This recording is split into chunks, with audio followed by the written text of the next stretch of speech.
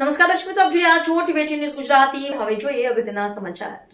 કચ્છમાં મુશળધાર 15 ઇંચ વરસાદ, અનેક રસ્તા અને શાળા કોલેજો બંધ, જનજીવન ઠપ.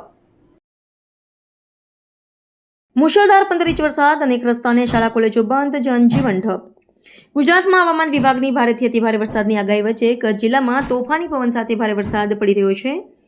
ગઈકાલથી રાપરમાં અત્યાર સુધીમાં 15 ઇંચ વરસાદ ખાબક્યો છે, જ્યારે ભચાઉ અને નખત્રાણા વિસ્તારમાં ભારે વરસાદ નોંધાયો છે. કલેક્ટર અને ડીડીઓની સૂચના મુજબ અતિભારે વરસાદના કારણે સોમવારે કચ્છ જિલ્લાની તમામ આંગણવાડી તેમજ પ્રાથમિક, માધ્યમિક અને ઉચ્ચતર માધ્યમિક શાળાઓમાં શૈક્ષણિક પ્રવૃત્તિઓ બંધ રહેશે અને બાળકો માટે રજા જાહેર કરવામાં આવી છે.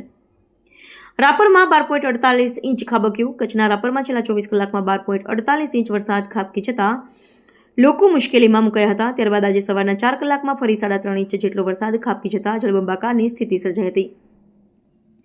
કચ્છ જિલ્લામાં ભારે વરસાદના લીધે રસ્તાઓ વાહન વ્યવહાર માટે બંધ કરાયા છે.